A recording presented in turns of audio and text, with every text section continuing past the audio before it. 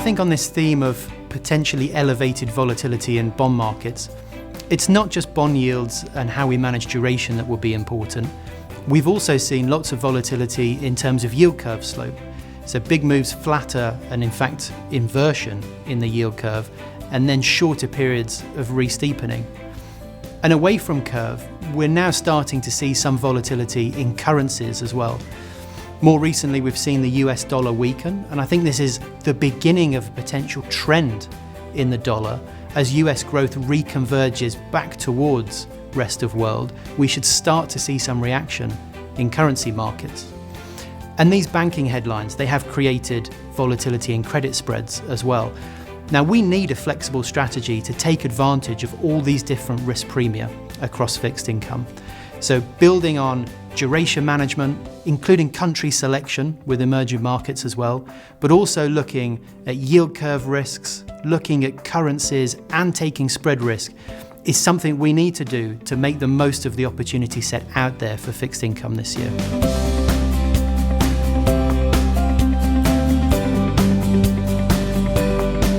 This is a strategy and a team that don't just focus on a structural risk, such as being long credit for all of the cycle, or chasing yield in a certain direction, be it high yield markets or EMD. We only allocate to those asset classes opportunistically when we think we're getting paid for the risk.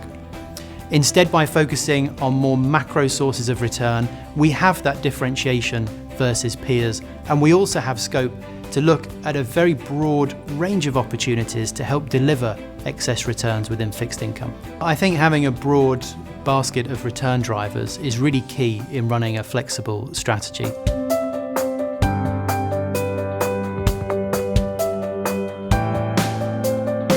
Now, I think with the carry that we can embed into our portfolios and some of the use of credit or EMD to help offset that yield drag, we can still get to a competitive yield. But at the same time, we have a strategy that has lots of potential upside. We've seen in some of the recent banking headlines just how violently yields can react to bad news. US Treasuries fell up to 100 basis points on some parts of the curve. So by looking at a flexible fixed income strategy this year, you give yourself lots of potential upside if the market becomes constructive. You don't really sacrifice that much yield relative to a cash rate.